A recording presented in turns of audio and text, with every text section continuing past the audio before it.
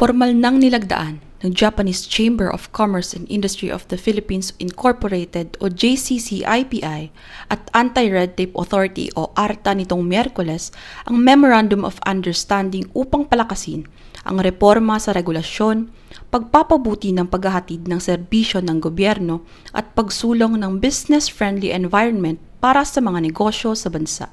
Kabilang sa mga lumagda sa kasunduan sina JCCIPI President Shimoda Shigeru, ARTA Director General Ernesto Perez, kasama sina Japanese Ambassador to the Philippines Endo Kazuya, JCCIPI Vice President Nomura Kazuhiro at mga opisyal ng ARTA na sina Undersecretary Wabili Racho at Undersecretary Lea Grace Salcedo. Suportado ng JCCIPI ang misyon ng ARTA na higit pang pagbutihin ang serbisyo ng gobyerno alinsunod sa Republic Act No. 11032 o the Ease of Doing Business and Efficient Government Service Delivery Act of 2018. Binigyang diin din sa kasunduan ang pagbawas sa red tape o mga komplikadong patakaran at proseso na nagdudulot ng pasanin at pagkaantala sa mamamayan.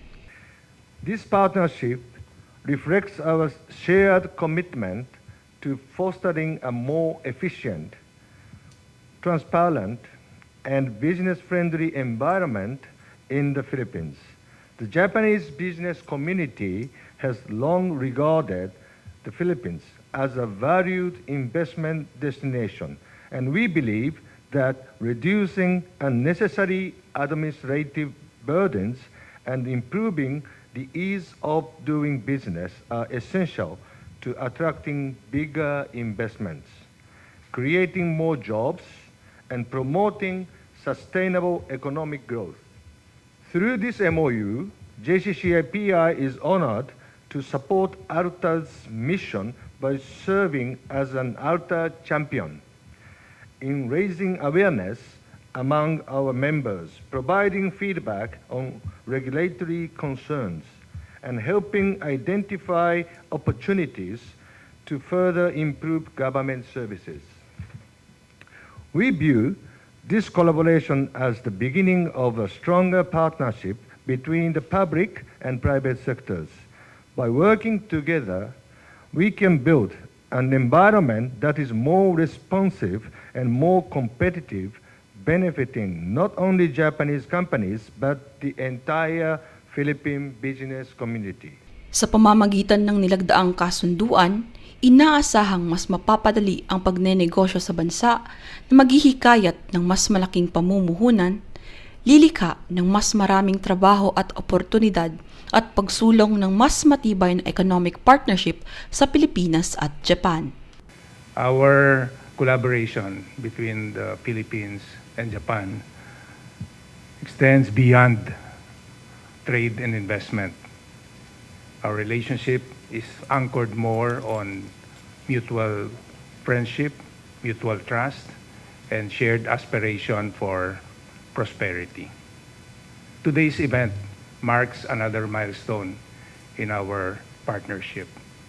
Today's event again highlights the importance of promoting the Philippines as one that is ready for investments, one that provides for that business enabling environment that welcomes investors into the country.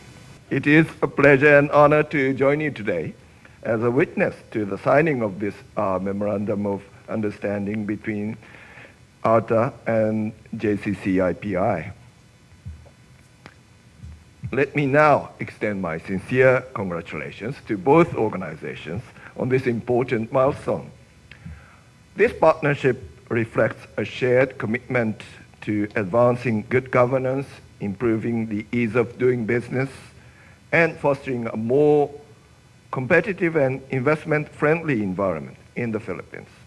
The designation of JCCIPI as an ARTA champion demonstrates the value of bringing together the government and the private sector in pursuit of a common goal, creating an environment where businesses can operate efficiently, innovation can flourish, and economic opportunities can grow.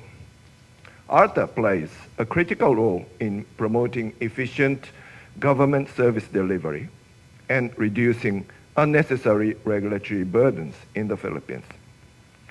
Its efforts contribute to building public trust, encouraging investment, and ensuring that government services respond effectively to the needs of citizens and both local and foreign businesses alike. This year, we commemorate the 70th anniversary of our friendship. In this milestone year, the signing of this MOU is a fitting step forward, signaling our resolve to further deepen cooperation and deliver tangible benefits to our people and our businesses. As we celebrate this milestone, let us reaffirm our shared commitment to fostering an environment where efficiency and cooperation can thrive. Sa kasalukuyan, nananatili ang Japan bilang isa sa mga pinakamalaking source ng Pilipinas ng foreign direct investment, trade at development cooperation. Zenny Derama, nag-uulat para sa Golden Nation Network.